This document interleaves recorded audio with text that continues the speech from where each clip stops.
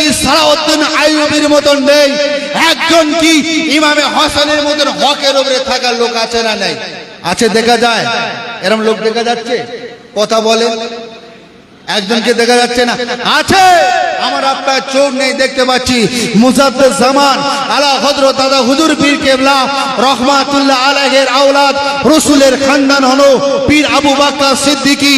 আর সেই রাসূলের খানদান ফুরফুরা শরীফে জমিনে দুটো নক্ষত্র যদি বা প্রতিবাদ করতে হয় সালাউদ্দিন আইয়ুবের মতন আর ইমামে হাসানের মতন অন্যায়ের কাছে মাথা নত করেনি। যে ইমামে হাসান, যে ইমামে হোসেন, রাসূলুল্লাহ এক তারিখে ইমামে হাসানকে বললেন, না না ভাই, তোমার উপরে যদি বা জুলুম অন্যায় অত্যাচার হয় তুমি কি করবে?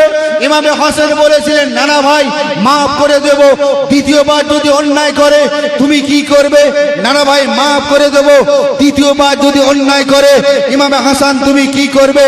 না না ভাই, মাফ করে দেব। হযরত ইমামে হাসানকে একই প্রশ্ন করলেন আমার রাসূলুল্লাহ, এ নানু ভাই, ইমামে হাসান শোনো, তোমার উপরে যদি বা কোনো জুলুম অন্যায় অত্যাচার হয় তুমি কি করবে? না না, মাফ করে দেব। দ্বিতীয়বার যদি অন্যায় হয় তুমি কি করবে? না না, মাফ করে দেব। তৃতীয়বার যদি অন্যায় করে না না কি করবে? ওই সময় ইমাম হোসেন বললেন, না না ভাই, উলঙ্গ তলোয়ার দিয়ে ওই জুলুমের মাথা গর্দান জুদা করে দেব। জোরে বলে, আরো জোরে বলে। ইমাম হাসান ছিলেন নরমপন্থীর মানুষ। ইমামে হাসান অন্তরটা আল্লাহ নরম করেছিলেন, কিন্তু ইমামে হোসেনের অন্তর নরম কিন্তু হকের উপরে। কথা বুঝছেন? হকের উপরে। যেমন আজকের এই দুনিয়া জমিনে, আজকের এই পশ্চিমবাংলায় ভারতবর্ষের বুকে মুসলমানদের উপরে এত জুলুম অন্যায় অত্যাচার হচ্ছে, একজন কি সালাউদ্দিন আইয়ুবীর মতন নেই, একজন কি ইমামে হাসানের মতন হকের উপরে থাকার লোক আছে না নাই? আছে, দেখা যায়। এরকম লোক দেখা যাচ্ছে? কথা বলে, একজনকে দেখা যাচ্ছে না? আছে, আমার আপনার চোখ নেই, দেখতে পাচ্ছি।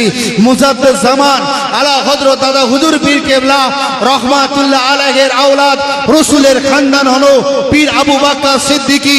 আর সেই রাসূলের খানদান ফুরফুরা শরীফে জমিনে দুটো নক্ষত্র যদি বা প্রতিবাদ করতে হয় সালাউদ্দিন আইয়ুবের মতন আর ইমামে হাসানের মতন অন্যায়ের কাছে মাথা নত করেনি। জোরে বলে, আরো জোরে বলে। আমি প্রকাশের নাম না বলতে পারি, সালাউদ্দিন আইয়ুব যদি বা আজকের এই সময় থাকতো আমাদের অকাব চলে যেত না? যেত?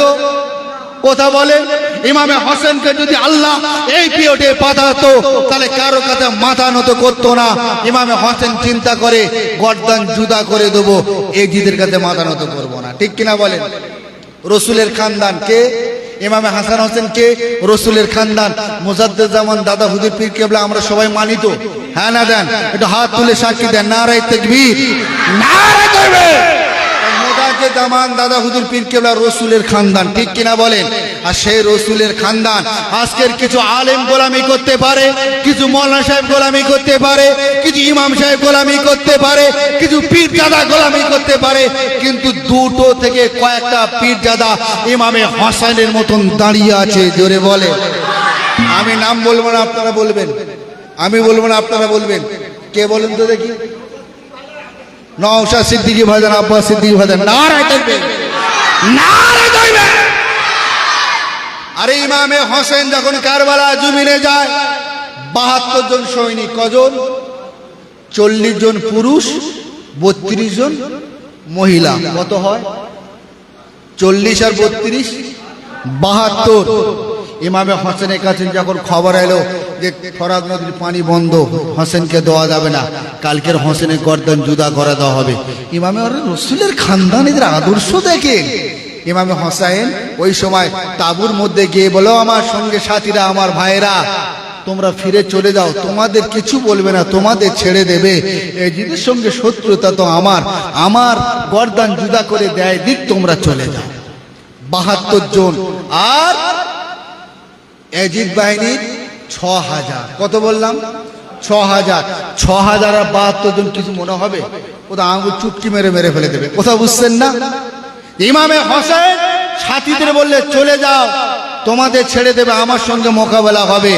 কিন্তু ইমামে হোসেন ওই জায়গায় তো মাথা নত করে এজিদের কাছে বলতো, হ্যাঁ তুমি আমার ইমাম, আমি তোমার ইমাম বলে মানতাম। মেনেছে? যেমন ইমামে হোসেন ওই জায়গায় রসুলের খানদান ইয়াজিদ মুনাফিকের কাছে মাথা নত করেনি, ইবনে জিয়াদের কাছে মাথা নত করেনি, ঠিক তথারপি বাংলার একমাত্র রসুলের খানদান আমাদের পশ্চিম বাংলা জমিনে হাজার হাজার হাজার হাজার বিরোধী, হাজার হাজার প্রশাসন, হাজার হাজার শত্রু ইমামে হোসেনের মতন মাথা নত করেনি। জোরে বলে, আরো জোরে বলে। কথা বুঝছেন?